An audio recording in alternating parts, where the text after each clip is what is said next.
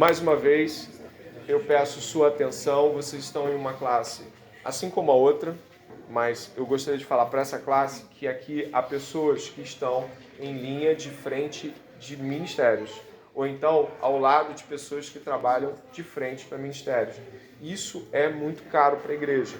Nós hoje vamos estar falando diretamente sobre assuntos que tangem ao aperfeiçoamento da nossa liderança e o modo como isso impacta e forma outras pessoas. Então é importante que tudo seja anotado, que tudo de alguma forma seja esclarecido quando for perguntado. Não vamos ficar com dúvidas, vamos fazer o melhor nesse sentido. Tudo bem? Então eu gostaria de pedir que um irmão ou uma irmã pudesse fazer o grande favor de levantar uma oração diante de Deus nesse momento, pedindo que Deus nos deixe atentos e comprometidos com o aprendizado dessa manhã. Atentos porque de manhã a gente pode estar mais disperso, é natural que isso possa acontecer, e comprometidos significa que não somente vamos anotar, como nós vamos examinar a nós mesmos em termos de nossa atuação. Quem pode fazer essa oração? Alguém? Irmã Pamela Firmo, por favor, vamos ouvir e acompanhar diante de Deus também.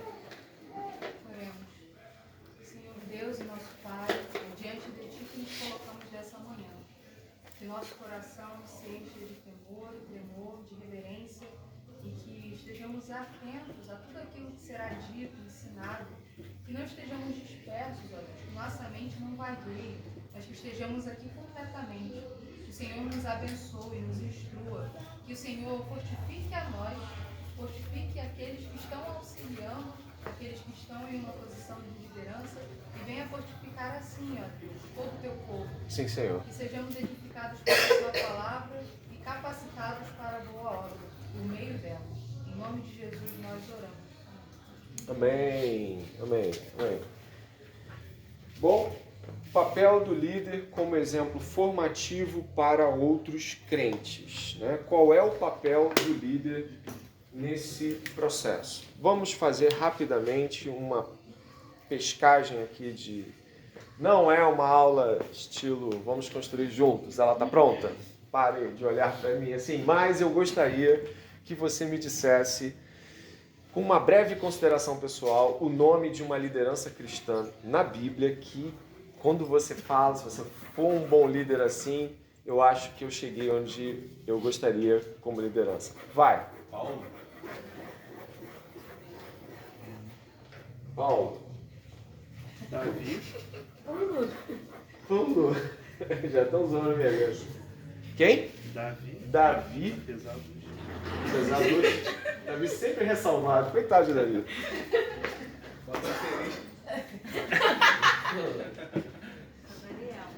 Daniel. Por favor. Gente. Quem falou Lídia aí? Daina? Moisés. Mas tem que ser, assim, não vai falando um montão não, você fala aquela que te impacta. Tá bom?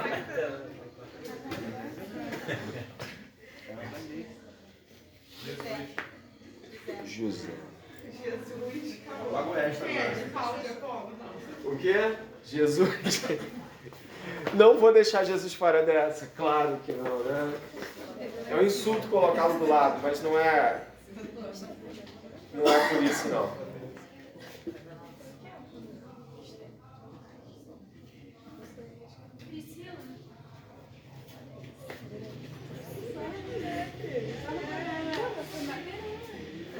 Ainda hoje é feminino, né? Vamos lá. Mais alguém? Não? Tá bom. O que mais te destaca na liderança de Jesus? Verdade. Timóteo? Pedro. Peraí, vamos parar com isso. Eu vou segurar com isso aqui, tá bom? O que chama mais a sua atenção na liderança de Jesus? Rapidamente, porque isso é só para a gente poder perceber como os demais que estão aqui percebem as lideranças bíblicas também. É só para que você possa refletir um pouco sobre isso antes de entrar de cabeça em perfis de liderança. O a obediência. Excelente.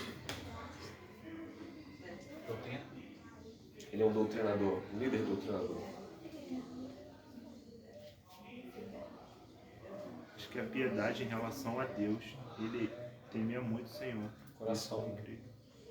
Dobrado à vontade de Deus. Temor. Temor. Temor.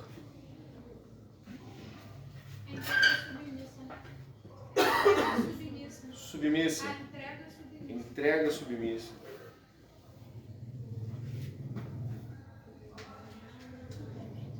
Daniel. Fidelidade. Abnegação.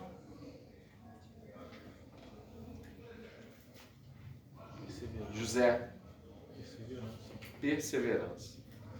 Tudo isso que vocês disseram faz bastante sentido. E a gente ainda poderia encher com mais nomes. Concorda? Ninguém botou Neemias, eu fiquei frustrado. Neemias é o padrão coach das lideranças cristãs, ninguém botou Neemias.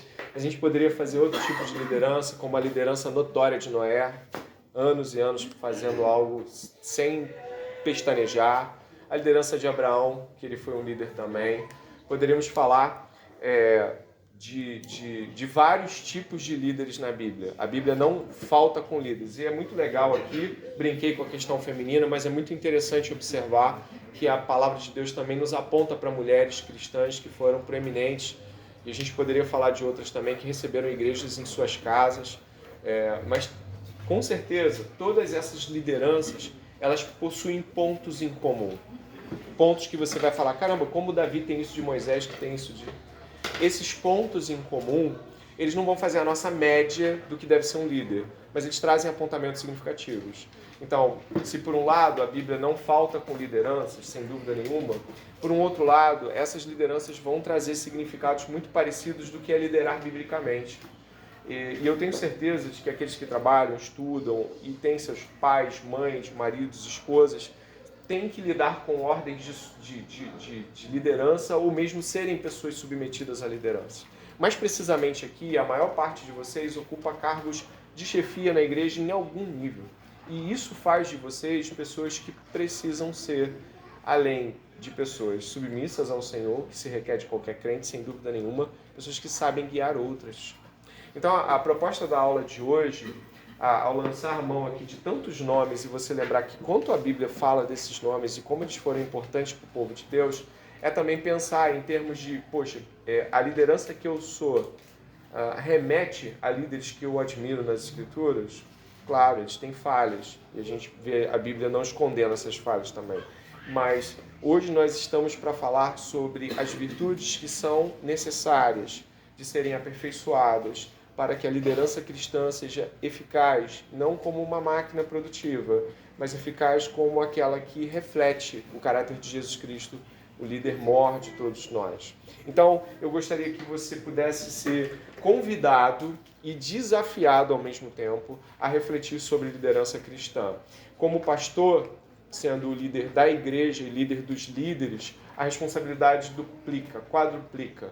Eu não estou aqui com um teto que não seja de vidro. Vai cair pedra no meu teto, porque obviamente eu vou expor coisas aqui das quais, mas ele não é tão assim. Ele não me lembra tanto isso. Então eu vou tentar ser o máximo bíblico correto, de inclusive, dentro dos 6 pontos que eu vou apresentar, você poder ver que alguns deles o seu pastor precisa melhorar bastante. Mas acho que é para isso que a gente está aqui nessa manhã. Não é verdade? Então, de ponto em ponto a gente vai construir e vai perceber isso. Qual é o seu papel aí? Eu gostaria que você me entregasse ao final dessa aula uma pequena mensagem assinalando, um autoexame honesto, as coisas que dentre os 6 pontos e alguns outros que vão ser sinalizados fora desses 6, mas características, você vê que você tem evoluído pela graça de Deus e alguns que você vê que as coisas não estão boas. Eu gostaria que você mandasse isso para mim, eu vou aglutinar tudo num documento só e analisar isso como perfil de liderança. Até porque a gente vai ter eleições, né, para cargos na nossa igreja, votações, e eu preciso que a igreja possa também ter pessoas que estão buscando esse aperfeiçoamento. Amém?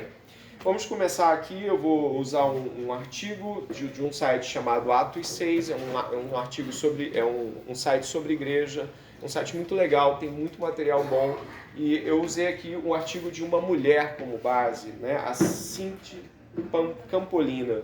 Ela tem artigos muito interessantes, e um desses artigos é esse sobre a liderança.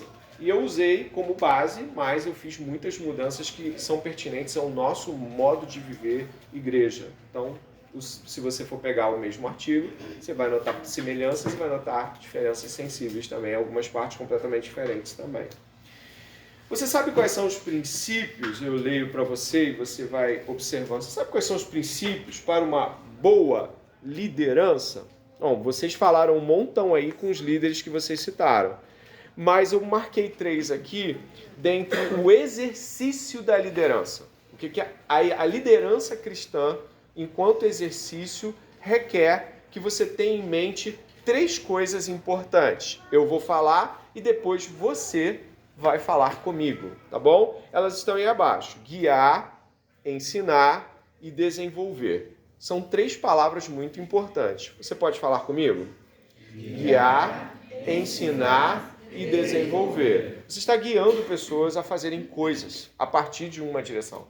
Você também está ensinando elas ao quê? A fazer aquilo que você faz. E você também está desenvolvendo elas até em coisas que você não faz muito bem. Então, essas 3 coisas precisam estar em mente quando eu estou liderando alguém. O meu trabalho ministerial guia as pessoas, elas ficam perdidas? Não, elas estão encontrando, elas sabem o que fazer. Eu ensino ou eu simplesmente faço e toma aí? E eu desenvolvo, ou seja, olha, você fez bem, mas acho que se nós anexarmos isso e isso com o dom que Deus te deu, acho que você vai mais além do que você fez. Então, há uma preocupação tripla na liderança. Você consegue falar sem olhar de novo? Guiar, ensinar e desenvolver. Muito bom, muito bom, muito bom. Excelente. A liderança cristã é um ato de discipular pessoas, guiando-as e influenciando mentalidades e comportamentos para que essas pessoas cumpram os propósitos de Deus em suas vidas. E por meio delas, outros também possam ser abençoados. Ou seja, a liderança é um caminho de discipulado. Quem está liderando está discipulando, está formando, influenciando. Como um líder cristão não é um fazedor de tarefas, o líder cristão está buscando formar a imagem de Cristo por meio de liderança. É impossível que você deixe o discipulado para um canal. Eu não sou seu discipulador, sou seu líder. Não, eu posso não ser o discipulado 1 a 1 que a gente trabalha na igreja. Mas como liderança, meu papel é influenciar você a ser mais parecido com Cristo por meio de guiá-lo, por meio de ensiná-lo e por meio de desenvolvê-lo. Então, o discipulado não está fora da função da liderança neste sentido. Está sendo claro? Eu preciso que você me diga se eu não for claro. Dessa forma, a liderança cristã não está enraizada em noções mundanas de sucesso, como dinheiro ou poder. Os líderes, ao contrário, não devem oprimir ou dominar os outros com sua autoridade, como faziam os gentios, né? Ou como as escrituras apontam. Ao invés disso, os líderes servem aos outros, como Jesus demonstrou em Filipenses 1, do 7 ao 8, quando se fez sem fama, assumindo a forma de servo. Filipenses 2, tá bom? Do 7 ao 8. É um erro gráfico aqui. Eu tenho 2 textos para a gente poder começar essa reflexão antes de entrarmos nesses 6 pontos. O primeiro texto é Lucas 22, 24 a 27. Eu vou abrir aqui e aí eu vou ler em voz alta. Eu vou tentar ganhar tempo abrindo e lendo. Lucas 22, do 24 ao 27, a gente tem talvez um dos textos mais solenes sobre serviço dentro da igreja. Dá uma olhada aí, ó. Lucas 22, do 24 ao 27. Houve também entre eles uma discussão sobre qual deles parecia ser o maior. Jesus lhes disse: os reis dos povos dominam sobre eles e os que exercem autoridade são chamados benfeitores. Mas vocês não são assim. Pelo contrário, o maior entre vocês seja como o menor, e aquele que dirige seja como o que serve. Mas qual é o maior? Aquele que está à mesa ou aquele que serve? Não é verdade que é aquele que está à mesa? Pois, no meio de vocês, eu sou como quem serve. espírito do líder é um espírito servil. Ele não se vê acima das pessoas, ele não se vê superior a elas, ele não se vê melhor que elas. O líder cristão se vê servo delas. Se você não vê na sua liderança você as servindo como líder, mas as mandando como líder, você tem um problema, porque Jesus Cristo veio como quem serve. Ele não veio com uma visão de esmagamento por meio de poder, mas de serviço por meio de sacrifício. Então, a nossa visão de liderança não é uma chamada ao poder sobre outros, mas é o exercício do serviço sacrificial. O exercício, estou sendo didático e lento nas minhas falas, o exercício do serviço sacrificial.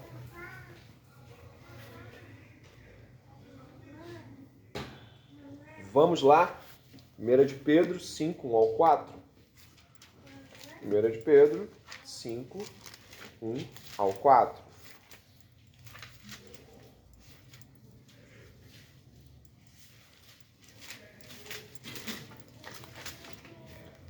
Diz assim a palavra do Senhor. É uma fala aos presbíteros. Aos presbíteros que há entre vocês, eu, presbítero como eles, testemunha dos sofrimentos de Cristo e ainda coparticipante da glória que há de ser revelada, peço que pastoreiem o rebanho de Deus que há entre vocês, não por obrigação, mas espontaneamente, como Deus quer, não por ganância, mas de boa vontade, não como dominadores dos que lhe foram confiados. O final você pode ler comigo? Mas sendo exemplos para o rebanho. Se o pastor, ele é um exemplo e não um dominador, ou seja, a mente das pessoas que vão coliderando é: eu sou um exemplo e não um dominador. Porque se o exemplo é de alguém que está servindo não por obrigação, mas por amor, então aqueles que vão sendo lideranças, coparticipantes da liderança pastoral, são pessoas que de igual modo não estão buscando dominar as outras por meio do exercício da liderança. Então, o exercício da liderança não serve de modo algum a propósitos de dominação, propósitos de poder. Se o seu coração em algum momento ver essas sombras de caramba, se eu falar isso a pessoa faz, se eu falar, ele vai fazer, se eu mandar, duvido. É porque foi contigo, mas se for comigo, coisas como essa podem não sair da sua boca. Mas se no seu coração você consegue perceber que quando você diz, alguém faz e aquilo te dá um legal, tome muito cuidado, você está indo para o caminho oposto das Escrituras. Jesus Cristo veio como quem serve e Pedro nos ordena seguir o exemplo de Cristo, não como dominadores, pastores não dominadores, mas pastores que servem como exemplo de amor, de compaixão, de servidão. Então, aqueles que co-lideram ou apoiam a liderança do pastor não podem, de outra forma, buscar outro caminho. Eu não vou abrir ainda para perguntas, porque há certo consenso quando a gente fala sobre essas coisas. Mas coisas que são consensuais também devem ser lembradas, afinal a gente esquece. Aí, agora, a partir de cada tomo, eu vou dar uma paradinha e vou perguntar ou puxar um comentário, algo desse tipo. Como uma liderança cristã, então, deve exercer a sua atuação em meio à igreja cristã? Primeiramente, ela deve fazer isso em amor. Em amor. É o primeiro ponto que eu gostaria de ler com vocês aí. Deus é amor e derramou o seu amor em nossos corações por meio do Espírito Santo que Ele nos concedeu. Liderar em amor significa liderar servindo quem você lidera. Isso implica que a sua preocupação não começa no cumprimento das tarefas ou metas ministeriais, nem em delegar, mas deixar claro de que você se sacrificaria por eles em Cristo.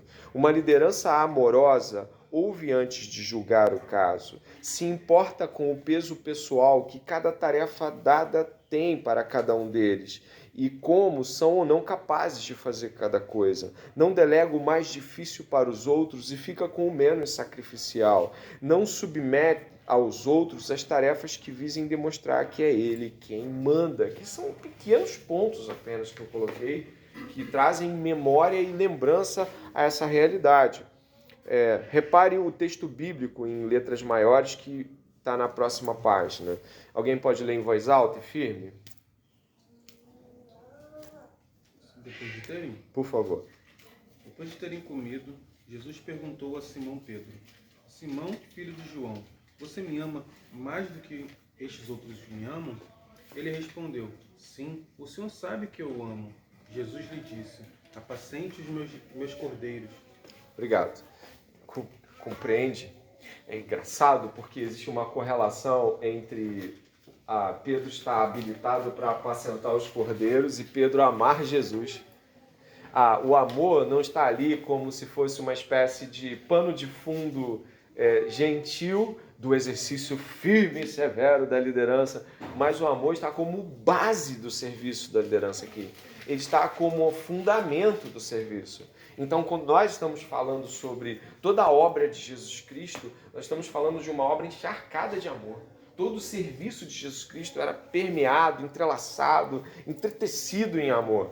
Quando nós estamos liderando, é preciso ficar muito claro para aqueles que nós lideramos que nós estaríamos ali prontos a morrer por eles se for necessário e que não é sobre aquela tarefa concluída, mas é sobre amarmos uns aos outros como Cristo nos amou. E existem tarefas que estão acontecendo enquanto o amor acontece, permeando cada uma delas. É difícil ou não é? É. Porque muitas vezes o botão automático está ligado. E aí é só tarefa. Agora você olha, você entregou aquilo? Você fez aquilo? E aquilo que eu te pedi? Gente, muitas vezes somos inclinados a não dar um sequer bom dia. Não é verdade? É verdade. Eu já paguei mensagem onde eu não comecei com um bom dia. Você não?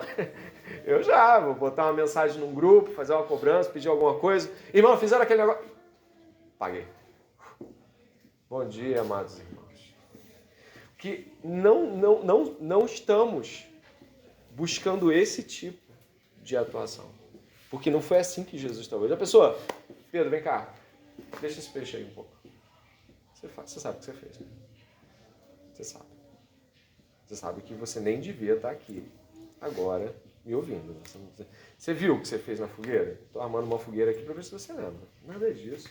Existe toda uma preocupação numa construção extremamente, pessoalmente amorosa, que impacta o nosso coração até hoje. A gente lê isso aqui, a gente, na hora, não tem quem não lembre da fogueira 1, quando lê a fogueira 2, não é?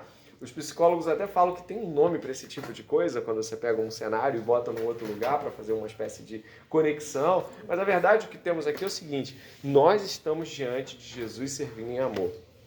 E aí eu pergunto para você, se hoje tivéssemos que chegar diante dos seus liderados, das pessoas que compartilham com você, de delegações que você faz a elas, elas diriam que a primeira marca do trabalho que vocês fazem com elas é como ele, como ela é amoroso. Como servir não é um peso. É constrangedor não servir aquele irmão, aquela irmã. O amor de Cristo nos constrange, né? Nos domina. Então, eu faço esse questionamento porque esse talvez possa ser o seu primeiro questionamento que você vai enviar para mim. E eu espero que, se são lideranças, vão cumprir, pelo menos, cumprir de modo básico essa direção que eu estou lhe dando hoje. Você deve escrever aí no seu celular, na sua folha. Sei que tem gente com criança, bebê, vai buscar de alguma forma entregar isso em outro momento hoje ou amanhã, mas eu preciso saber, você acredita que existe essa marca? As pessoas que você trabalha, elas são marcadas pelo amor ao ponto de declararem isso? E eu vou lhe dizer, hein? Não fique assim, não, tem gente que não fala. As pessoas falam. É constrangedor o modo como alguns de nós servimos. Às vezes você fala assim, fulano, por exemplo, a gente brincou, mas é uma verdade na festa da família. É constrangedor o modo como o urbano nos serve. Às vezes perturba o coração. Eu questiono meu cristianismo com o serviço do urbano. Por quê? Porque eu não estou te exaltando, mas a Bíblia diz o quê? A quem honra, honra. Mas eu estou te usando como um bom exemplo. É constrangedor, você fala assim, caramba, não eu vou, não eu faço, não eu... Você fica, meu Deus. Difícil, mas o que eu quero dizer é, o seu serviço é impactado pelo amor? Ou, quando você pensa no pastor André, a primeira coisa que eu penso é, lá vem ele, vai puxar meu orelha. Ou, lá vem ele, vai cobrar que a gente faça coisas assim. Então, eu posso estar falhando nisso, e eu não estou me colocando aqui como exemplo, mas dizendo o seguinte, quero ser exemplo. Esse é o primeiro questionamento. Alguma pergunta ou colocação que você queira fazer? Antes de passarmos para o segundo ponto? Pode falar. Mas o que eu acho um pouco difícil ter uma análise dessa, seria possível levar outros diante daqueles que estão liderados e perguntar como tem sido? Sem dúvida, pode fazer. É porque, por exemplo, quando nós pensamos em delegar, nós já pensamos em como estamos construindo até mesmo a mensagem que estamos mandando. Isso é um exemplo. Eu dei o exemplo da mensagem. Tá? Mas eu podia dar outros exemplos também. O modo como abordamos pessoas para corrigir, o modo como nós questionamos. Tudo isso traz implicações amorosas ou não. Você fica assim, poxa, eu sei que eu devo corrigir. Mas deixa eu pensar no modo como eu posso fazer isso e corrigir de tal maneira que a pessoa entenda que eu estou amando, ao invés de estar destruindo ela. Então, existem muitas maneiras com as quais você já pode até mesmo pensar nos modos com os quais a sua liderança ou sua mesma aplicação de delegações serviu às pessoas, entendeu? Ou mesmo quando elas falham. Fica muito claro uma liderança amorosa quando alguém falha. Existe um grande medo de pessoas falharem quando seus líderes são carrascos implacáveis, ou mesmo pessoas indiferentes. Então, até quando pessoas falham, é possível ver amor envolvido nisso. Mas pode sim, Daniel, e deve. Foi boa a sua ideia. Todo mundo ouviu? Daniel falou de perguntar para pessoas que trabalham conosco, tá? Achei boa. Alguém mais? Modéstia. Pois não. Assim, tem pessoas que exercem liderança, não necessariamente aqui na igreja, mas, por exemplo, em casa. Isso acaba implicando na resposta que vai se dar, porque, de certa forma, existem famílias cristãs. Então, é um serviço cristão. Assim, tá entendendo mais ou menos o que eu tô falando? Apesar de não ser, sei lá, um ministério de mulheres, é um modo de servir ao marido. Sim, claro. E, assim, implica em uma averiguação geral ou necessariamente aqui nesse contexto eclesiástico. Nosso foco é eclesiástico, né? É formação de serviço para a igreja. Isso não proíbe e nem inibe a nenhum pai de família ou nenhuma pessoa que mora com a família que faça essa pergunta. Acho que cônjuges ímpios ou mesmo pais e mães ímpios talvez teriam dificuldade de entender amor para fazer análise e julgamento do amor. Alguns vão entender como mero afeto e não servidão humilde. Famílias cristãs. Claro. Não estou coibindo. ênfase em eclesiástico, mas sem coibições. Obrigado, sua pergunta também. Modéstia. Um líder cristão é modesto. E aqui não é sobre roupas ou coisas desse tipo. A modéstia aqui tem outro destino. A modéstia significa não possuir nem demonstrar vaidade em relação a si mesmo e às suas próprias conquistas. De acordo com a Bíblia, a modéstia é agir de forma decente e pura, sem motivação pecaminosa. Nesse sentido, nesse ponto de vista, ser arrogante não ajuda a modelar ou demonstrar os interesses e amor em Cristo. Na realidade, esse traço de personalidade está em conflito direto com a liderança cristã. Inclusive, em Provérbios 16:5, diz que os orgulhosos de coração são uma abominação para o Senhor. Ame uns aos outros com amor fraternal. Quanto à honra, deem sempre preferência aos outros. Uma liderança cristã não deve buscar se autorreferenciar no sentido de buscar elogios para si mesma e, sempre que possível, a não ser que não haja outro meio, ela busca outras pessoas para usar de exemplo em suas perspectivas de exemplo. Por exemplo, Zé Urbano. Mas você poderia pegar no seu ciclo de modo prático, no seu ciclo de trabalho, e ao invés de dizer assim, olha como eu faço isso bem, procurar, ainda que não tenha ninguém que faça tão bem quanto você, procurar assim, olha, esse irmão tem feito isso de modo muito, muito ordeiro, muito cuidadoso, muito zeloso, né? Tem colocado que buscar a honra do outro é um princípio bíblico de liderança. A dificuldade que o orgulhoso tem, às vezes, de perceber isso, é que justamente ele talvez não consiga fazer isso porque ele quer a glória. Um líder cristão deve sempre buscar mostrar que o que ele fez ou foi feito por outro tão bem ou melhor que ele, ou mesmo deve ser percebido com olhares de, olha, eu fiz isso, mas eu tirei daquilo. Uma vez eu estava conversando com uma pessoa, eu acho que foi lá no Martin Bucer, mas sabe, a conversa está na mente, a pessoa não. E eu perguntei, poxa, isso aí que você falou é muito legal. Você podia escrever um livro sobre isso. Eu soltei assim. E a pessoa falou assim, olha, eu acho que não. Pelo que eu já vi, tem mais de 10 livros melhores do que o que eu acabei de dizer para você. Mas se eu juntar mais ideias melhores, de repente eu escrevo um livro. Hoje, por enquanto, eu vejo que Deus tem servido a igreja do Senhor com muita gente boa escrevendo a mesma coisa. E a pessoa falou numa alegria de ter gente melhor que ele. Não era assim, não, tem gente que é melhor. Não, irmão, não foi legal. Não, ele estava alegre, porque ele acha também que aquela ideia era legal, mas ele acha que não é o suficiente para você escrever um livro e que tem gente muito boa. E ele começou a citar, e fulano. Eu falei, nossa, que legal. Tem gente que você fala assim, poxa, você podia escrever um livro. É mesmo, né? Não, já tive essa ideia, já. Você não é a primeira pessoa que fala sobre isso. Várias pessoas já me disseram isso. E aí começa a rotar de várias pessoas. Não, a gente, claro, eu não estou medindo todas as falas de todo mundo. Eu estou dando um exemplo, mas de repente... Raquel, você podia escrever isso. Poxa, Larissa falou comigo sobre isso. É uma coisa. Estou dizendo assim, a gente percebe quando a pessoa está dizendo assim, você não é a primeira pessoa. Então, a liderança cristã, ela busca que outros possam realmente desfrutar de uma honra sobre o que Deus tem feito através delas. E essa honra alegra o coração da liderança. Uma liderança que para e vê alguém fazendo o que ela faz e fazendo melhor, deve pensar assim, glória a Deus. Glória a Deus, eu posso partir hoje, o Senhor me leva, tem gente aqui fazendo da mesma forma. Porque uma preocupação sã de uma liderança cristã é não deixar que o reino de Deus fique em falta em nenhum modo. Então, a pensar sobre outras pessoas que façam o que você faz melhor que você e desenvolvê-las ao ponto de que elas façam melhor que você, não é uma desonra, é uma honra.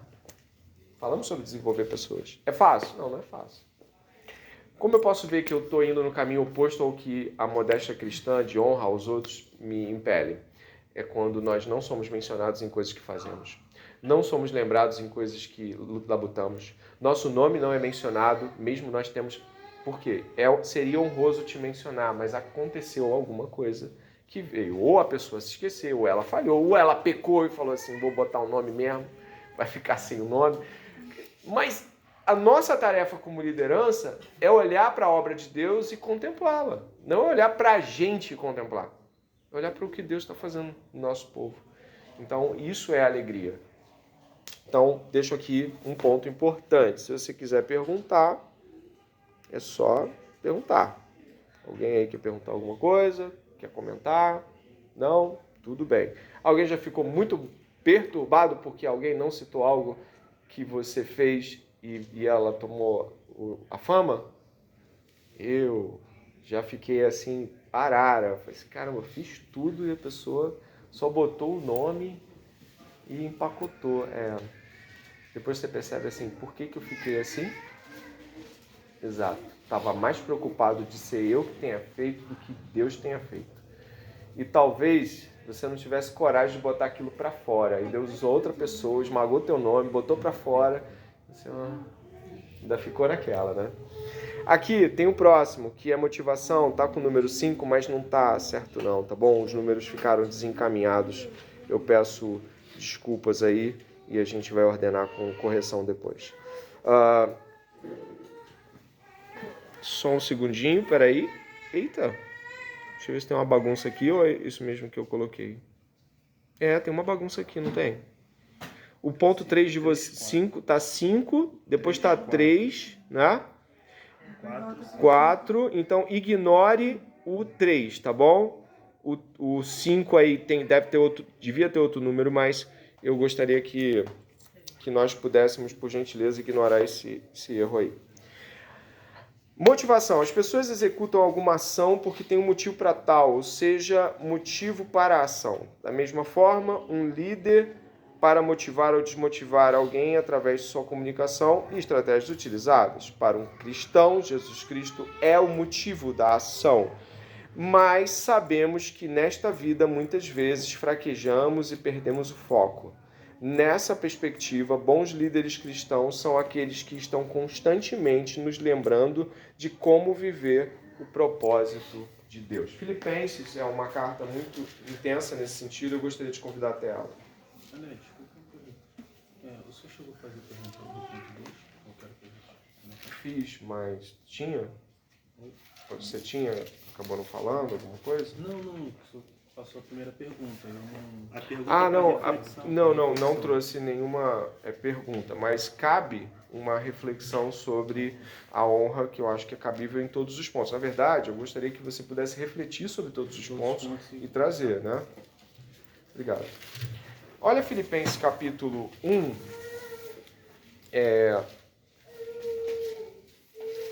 19. Olha o que diz aqui a palavra de Deus, irmãos.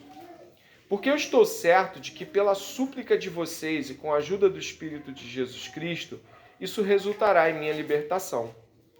Minha ardente expectativa e esperança é que em nada serei envergonhado, mas que com toda ousadia, como sempre também agora, Cristo será engrandecido no meu corpo, quer pela vida, quer pela morte, porque para mim o viver é Cristo e o morrer é lucro. Entretanto, se eu continuar vivendo, poderei ainda fazer algum trabalho frutífero. Assim, não sei o que devo escolher. Estou cercado pelos dois lados, tendo o desejo de partir e estar com Cristo, que é incomparavelmente melhor. Mas por causa de vocês é mais necessário que eu continue a viver. E convencido disso, estou certo de que ficarei e permanecerei com todos vocês, para que progridam e tenham alegria na fé. Desse modo, vocês terão mais motivos para se gloriarem em Cristo Jesus por minha causa, pela minha presença de novo no meio de vocês. Aqui é muito marcante para mim e para qualquer leitor que Paulo está dizendo a glória do nome de Deus, que eu não envergonhe o nome de Deus, que eu não tome uma atitude que venha trazer depreciação para o nome de Deus. O grande motivo é que o nome de Deus se faça conhecido por nosso meio, em nossa liderança, em nossa servidão. E lembrar que não se trata de si mesmo é importante para um liderado. Lembrar o líder lembrar o liderado que, olha, eu sei que você está triste porque não deu certo o que você fez. Eu entendi e você está triste, mas não é sobre você. Nós temos um motivo que nos leva adiante do que estamos fazendo, que é o nome de Cristo ser proclamado e conhecido por todos. Então, neste momento, nós vamos orar juntos pela sua tristeza, pelo seu fracasso, talvez um fracasso moral, talvez um fracasso técnico, mas nós vamos, em Cristo Jesus, buscar que o nome dele seja exaltado. Não é sobre o seu nome, não é sobre você. Isso não é grosseiro, claro, falado de modo apropriado, mas não é sobre nós aqui. Nesse momento, estamos diante do nosso Senhor para buscar servi-lo de tal modo que as pessoas não nos vejam como objetos principais dos nossos ministérios, mas o Senhor e sua glória. Então, nessa manhã, eu trago aqui a seguinte consideração. Qual é o seu maior motivo de ser envergonhado? Eu não quero ir lá na frente e falar errado. Eu não quero ir lá na frente e cantar mal. Eu não quero chegar naquela mesa e, de repente, sair uma microfonia e as pessoas vão olhar para trás. É o pessoal que não sabe trabalhar. Qual é a sua grande vergonha? Porque talvez a sua grande vergonha seja não ser tecnicamente apurado para aquilo. Mas Paulo está dizendo que o grande motivo que ele não quer envergonhar é que Cristo seja engrandecido. E aí eu pergunto sobre isso com você. Qual o seu grande impedimento de envergonhamento ministerial? Qual a sua grande preocupação? Que as pessoas cheguem e falem assim, nossa, eu pensei que ia ficar mais bonito, eu pensei que a ornamentação fosse ficar melhor. Cheguem numa aula sua de crianças e diga para você assim, achei legal, assim, mas meio raso. E você fica assim, meio raso, nunca mais volto aqui, meio raso. É isso que você está tão preocupado? Ou você está preocupado assim, nossa, se não foi profundo, as crianças podem não ter a profundidade da grandiosidade de Jesus Cristo, eu vou procurar ajuda urgente para que isso seja reparado. Entendeu? Não está autocentrado, não está ali tentando fazer daquilo um motivo para se afastar do ministério, para mostrar, não, mas eu consigo. Qual é a motivação de serviço a Deus nessa manhã? Eu creio que seja a glória dele, glória essa indizível e maravilhosa. Correção. Vai comigo por um slide. Correção. Achou? Olha o que diz aqui, é muito importante, eu acho que esse é um ponto muito sensível de liderança. Muito sensível. Muitos de nós fomos impactados por correções que não foram bem sucedidas. E muitos de nós, como líderes, não percebemos que algumas vezes, ou talvez muitas, a culpa foi nossa. De não saber corrigir. Correção. Corrigir erros e falhas faz parte da vida de todos os cristãos. Ser corrigido nem sempre é fácil, mas é essencial se queremos andar no caminho certo. Por vezes, podemos sentir que quem nos corrige está nos prejudicando, mas sabemos que Deus tem o melhor para nós e corrige aqueles que Ele ama. Não é isso? Hebreus capítulo 12. Deus é um pai, corrige a tantos quanto ama. Quem está sem correção é bastardo, não é filho. Muitas passagens nas Escrituras falam desse princípio, como 2 Timóteo, para que o homem de Deus seja apto e plenamente preparado para toda boa obra. Tiago 5, 19 e 20, de igual forma, quem converte o pecador do erro do seu caminho salvará a vida dessa pessoa e fará que muitíssimos pecados sejam perdoados. Se você está se questionando como líderes cristãos podem corrigir seus seguidores de maneira certa, temos as seguintes dicas. Alguém pode fazer uma leitura em voz alta aí para me poupar? Compreendendo o que aconteceu da forma mais ampla possível antes de exercer a correção, sendo compassivo durante a correção, sem parecer ser superior ou alguém que jamais faria algo errado daquele jeito, apontando como Cristo e o Evangelho apontam para uma direção contrária se a falha for de caráter. Se a falha for um erro técnico, diga que é isso explicitamente e aponte meios de ajuda a melhorar. Sendo o máximo possível discreto quanto a isso, sem expor a pessoa, a menos que tenha sido um mau testemunho público que necessite de imediata e irreparável ação. Cortei aqui. Qual desses aqui chama mais atenção para você? Dê uma olhada aí.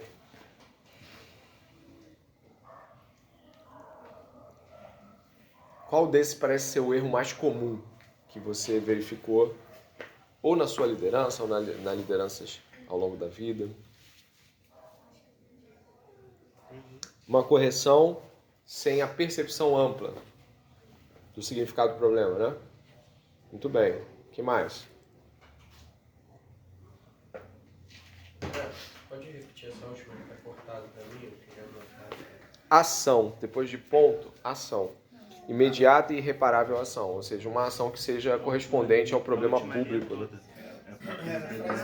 Sendo o máximo possível discreto quanto a isso, sem expor a pessoa, a menos que tenha sido um mau testemunho público que necessite de imediata e irreparável ação. Algumas coisas que as pessoas fazem publicamente, às vezes são necessárias serem corrigidas publicamente. Por exemplo, uma pessoa se levanta em uma mesa pública, um campo de discussão público, tem uma liderança ali na frente, ela fala assim, desculpa, mas eu acho que o senhor está falando uma besteira gigantesca. Uma falta de respeito com quem está na frente e vai precisar de uma reparação.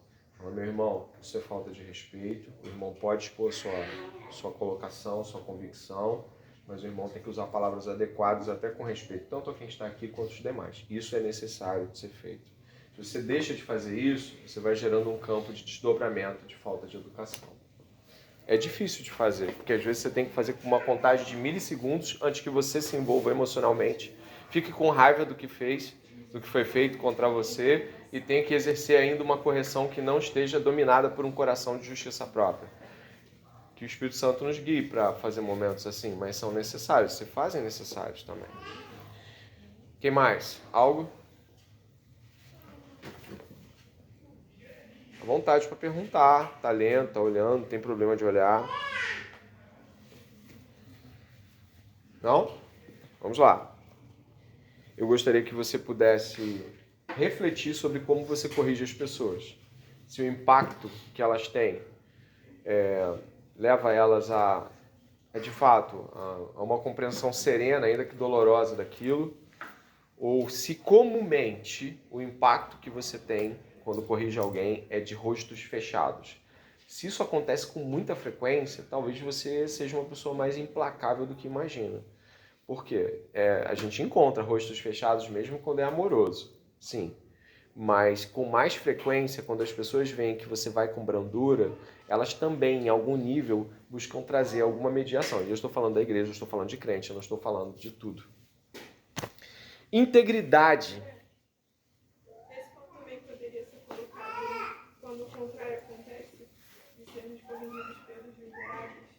Como a gente recebe isso aí? Fica a pergunta. Ser corrigido pelo liderado, em termos públicos, Assim, porque é diferente. Assim, por exemplo, você pode trazer uma convicção de contrariedade a mim em ciclo fechado, mas pode fazer isso aqui também abertamente. Então, dependendo do que seja, a resposta é diferente. não, digo de termos de como eu recebo isso. Você como liderança, é isso? Ó, eu acredito que você precise, em primeiro lugar, imaginar, eu imagino assim, vou te dizer como a minha mente funciona, tá? Eu não quero servir aqui de mega exemplo, mas funciona assim. Essa pessoa é meu liderado e teve a coragem, que falta às vezes, de discordar. E isso já é algo que eu aprecio. A coragem de discordar de uma liderança. Isso sempre é feito de modo apropriado? Não. Às vezes a pessoa acumulou por muito tempo e aí não foi crítica construtiva. Foi o quê? Desabafo avassalador. Procure começar por: te agradeço por estar se abrindo, porque se abrir é muito bom. Então, como seu líder, eu te agradeço a abertura.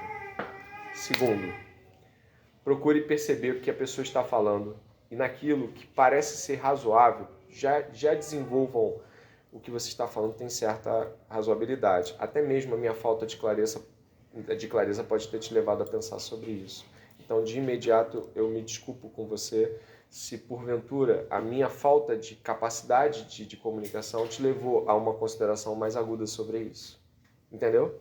E por último eu falo: apenas te peço que talvez reflita sobre o modo como você entregou isso. Porque eu te encorajo a sempre fazer, mas eu gostaria que você pudesse rever a entrega. Porque a entrega também precisa levar em consideração que eu sou seu líder e sou um seu irmão, que é principalmente. E talvez o modo como você desenvolveu isso foi um pouco agressivo, mais do que talvez você precisasse fazer.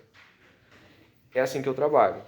Acho que a Adonias já me viu trabalhando assim, né, Adonias? Então, outros também já, mas eu citei o Adonias porque ele teve uma oportunidade comigo nesse sentido até recente. Então, eu acredito que quando nós estamos trabalhando e operando como lideranças, nós precisamos lidar com o desabafo, e nem sempre o desabafo é agradável. Na verdade, ele nunca é, mas às vezes ele é contra você. E você vai precisar lidar com algum nível de moderação. Vai acertar sempre? Não. Às vezes você vai ter que voltar atrás e falar: olha, naquele dia que você me disse aquilo, eu não recebi bem. Me desculpa. Agora pode falar de novo? Eu já estou mais centrado, me desculpa. Quero te ouvir mais uma vez. E como cristão liderado, você também vai falar mais uma vez: poxa, eu também acho que eu posso me rever aqui, vamos falar do assunto, não vamos brigar aqui. Entendeu? Ajudou um pouco? Espero que sim. Integridade. A integridade é a qualidade de quem não se deixa corromper e que age com honestidade. A integridade envolve tanto ações quanto palavras, e os bons líderes cristãos praticam e valorizam esse princípio. Inclusive, a Bíblia menciona vários personagens que foram íntegros: Abel, Noé, Ananias, Jó, José e outros. Mas o maior exemplo de integridade na Bíblia é o Senhor Jesus Cristo. Ele foi pleno, justo e verdadeiro em todo o seu viver. Assim, todos que buscam honrar a Deus, vivendo a semelhança de Cristo, deverão desenvolver essa virtude em sua vida prática. Em Colossenses 3:23 fica claro: tudo o que fizerem, façam de todo o coração, como para o Senhor e não para os homens. A exigência de que o que eu estou fazendo seja integral. É daí que vem a palavra integridade, de ser integral. Eu não estou fazendo a aula para vocês aplaudirem. O que requer eu estar aqui, semana que vem aula sobre escola bíblica, o que requer eu estar aqui eu sou pastor da igreja e vou dar uma aula no qual eu precisarei explicar para as pessoas como liderarem. Senhor, dá-me forças para fazer isso, dentro das minhas falhas e das minhas desvirtudes. Mas me ajude a servi-los de modo a que eles não venham olhar para mim como alguém indefectível, mas como alguém que busca a irrepreensão. Que eles não olhem para mim como alguém que não tem erros, mas como alguém que não os esconde e que pede ajuda. Então, eu estou buscando ser integral, eu estou buscando ser íntegro. Então, é isso que se espera de uma liderança, que ela não esteja buscando duas coisas quando oferece um serviço à igreja, não quer dinheiro, não quer atenção, não quer poder, mas também se refere a como coisas muito simples às vezes são feitas, coisas pequenas, mas são feitas pelos motivos corretos, com o coração no lugar, a pessoa não está em um conflito interno, pelo contrário, ela sabe porque ela está ali, ela entende o valor daquilo, o valor da opinião alheia contra ou a favor daquilo. Vou passar só um pouquinho mais rápido para a gente poder chegar ao final, tem 5 minutos. Obediência à vontade de Deus. Há muitos líderes cristãos buscando sucesso, reconhecimento, fama e riqueza, mas um bom líder busca ao Senhor e entrega seu caminho a Ele, que estabelece os próximos passos. Não se amoldem ou não se conformem ao padrão desse mundo, mas transformem-se pela renovação da sua mente, para que sejam capazes de experimentar e comprovar a boa, agradável e perfeita vontade de Deus. Uma vez chegaram para o Paul Washer e falaram assim para ele: se você pegar isso, isso e isso, você vai explodir. Um cara chegou para ele e falou: se eu te botar na televisão, você não vai ver limites do seu ministério. E ele falou: não, eu não quero isso. Aí ele começou a listar coisas que... Mas ele fez de propósito. Foi uma estrutura retórica aqui. O Paul Washer não é bobo, né? Ele falou assim: não, se eu fizer isso, eu não vou poder sair para pescar. Ele respondeu isso. Eu fiquei, ih, como assim? Mas o que ele estava querendo chocar o cara. Dizer, eu não quero isso. Eu quero continuar vivendo uma vida de serviço a Deus integralmente. Se o Senhor me pedir isso, eu vou fazer. Mas não me parece que o Senhor está me pedindo isso. Pum! Jogou assim. Matou no peito. Então, alguns de nós têm ideias fabulosas sobre como os ministérios ao lado poderiam ser. Você, talvez, de mim e eu de você. Mas precisamos saber o que Deus está pedindo. O que Deus requer de nós. Às vezes o que Deus requer de nós é extremamente custoso, difícil, e às vezes não é tão custoso quanto para o outro irmão, como eu já falei aqui, e às vezes não é tão custoso hoje. Vai ser mais lá na frente. Mas de qualquer forma, obedecer à vontade de Deus, buscar a vontade de Deus, né? Busque a vontade de Deus, diz Paulo aos Efésios. Busque a vontade de Deus. Saber a vontade de Deus em tempos difíceis. Saiba a vontade de Deus. Busque em oração, conselho. Perceba os movimentos do Espírito Santo, porque às vezes nós temos vislumbres absurdos sobre coisas que Deus quer simples. E às vezes nós queremos que coisas simples nunca se tornem maiores, porque a gente teme que vai perder a essência do não sei o que, a gente está mais preocupado em ser tradicionalista quanto à essência do que nós queríamos que fosse, do que quanto à vontade de Deus. Algumas igrejas vão ter muita gente, centenas, talvez milhares de pessoas, embora eu não consiga me lidar com isso hoje. Eu espero que eu possa sempre estar aberto ao que Deus quer acerca disso. A profecia da Rita de que teríamos 3.000 pessoas em alguns anos. Quem lembra, quem lê, entenda, né? Mas eu espero que Deus faça conosco o que Ele quiser fazer conosco. E ponto. Eu vou para o último aqui. Desenvolvendo uma boa liderança cristã. Algumas características aqui são notórias em relação às lideranças cristãs e eu gostaria muito que nós pudéssemos lê-las. Eu tenho pessoas que sentam lá atrás, tenho pessoas que sentam aqui na frente. Aí eu vou fazer uma brincadeira só com a leitura para deixá-la mais dinâmica. O João, ele vai começar a ler, se ele tiver o material para ler, ele vai ler Vida Piedosa. E aí o Euler, tá, Euler? Você vai seguir com o ponto 2. E Larissa com 3, Raquel com 4, assim por diante. Quando bater na Samara, a Noemi lê e faz a fileira de trás se houver necessidade, tá bom? Só tem que ser em voz alta. Vai, João. Características ou ações de uma liderança cristã. Vida piedosa e exemplar. Abertura e até procura pela correção. Não delegar e tirar a autoridade do que foi delegado, expondo erros e limitações de seus liderados. Busca por aperfeiçoamento teológico. Se interessar por mais áreas da igreja além da sua. Visão estratégica e dinâmica. Autoconhecimento e autoexames claros para si mesmo. Coragem baseada na confiança da soberania de Deus. Capacidade de ouvir e desejo pelo melhor para os outros mesmo diante do fracasso de suas opiniões. Não depreciar o trabalho de outros líderes e nem expor suas discordâncias publicamente, mas pedir ajuda à sua liderança para lidar com correções. construção de alianças fortes com grupos distintos na igreja.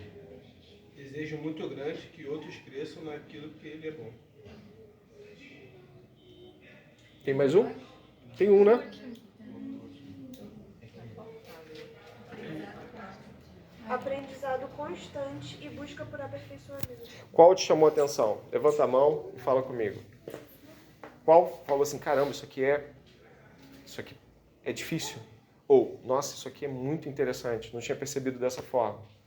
A gente está acabando agora. Fala, Daniel. Se interessar por mais áreas da igreja além da sua. Isso é muito importante para um líder. Para ele ter uma visão mais ampla da igreja e até para o seu próprio ministério, ele precisa ver como ele se comunica com os outros ministérios. A virtude e a procura pela correção. Muito bom. Coragem baseada na soberania de Deus. Isso é muito difícil, Igor.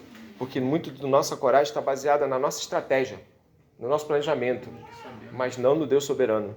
Então a gente fica sempre limitando as ações à estratégia. Não que planos não sejam bons, não é isso. Mas limitamos eles, né? Mais uma pessoa. Capacidade de ouvir e desejar o melhor. Sim. Eu gostaria que com essa aula que termina agora, você pudesse ter certeza de que o Senhor hoje aplicou uma injeção de ânimo em você. E também uma percepção mais ampla sobre uma coisa que é tão difícil, que é ser líder. É difícil ser líder. É difícil ser liderado, é difícil ser líder. A gente está falando para líderes. É difícil. É difícil porque muitas dessas coisas parecem não estar lá. Eu olho para elas e falo assim, meu Deus, isso aqui não. Tem que estar aqui na folha, mas em mim, onde é que está? Então eu peço que, em nome de Jesus Cristo, vocês possam tecer os suas mensagenzinhas para o pastor André. Eu vou estar lendo todas aí até quarta-feira, com certeza. Seja sintético, mas busque ser honesto e claro. E eu espero que tenha abençoado a vida de cada um de vocês hoje nessa manhã. Tá bom? Vamos agradecer a Deus? Senhor, nosso Deus e Pai, graças te damos ao Senhor porque nos chamaste para estar aqui nesta manhã com uma consciência profundamente conformada ao Senhor. Eu temo estar aqui nessa manhã, Deus, e não ter olhado com a atenção devida para as coisas que eu ensinei. Eu tenho temor nessa manhã de, apesar de tê-las dito, não ter refletido. Então eu peço que o Senhor trabalhe no meu coração como pastor da igreja e trabalhe no coração de cada um dos que estão aqui, que venha a acontecer arrependimento da nossa parte por olhar por coisas tão importantes, Senhor, e não dar conta de que elas eram fundamentais e que nós não as buscamos como deveríamos, talvez. Deus aperfeiçoa a nossa liderança, nos transforma, e nos abençoa e nos faz bênção para outras pessoas. Te agradeço por cada liderança da igreja. Peço que nenhuma delas se arrependa por ser líder, pelo contrário, é nobre, mas que reconheça a grande responsabilidade que é estar aqui nessa manhã, Pai. Que inclusive o Senhor está preparando líderes aqui que vão estar atuando de modo mais incisivo nos próximos anos. Que aqueles que ainda não estão encabeçando processos e porventura o Senhor está trabalhando antes, Pai, já reconheçam o grande amor de Deus em nos formar também. Obrigado por esse processo formativo nessa manhã. Em nome de Jesus. Amém. Deus os abençoe.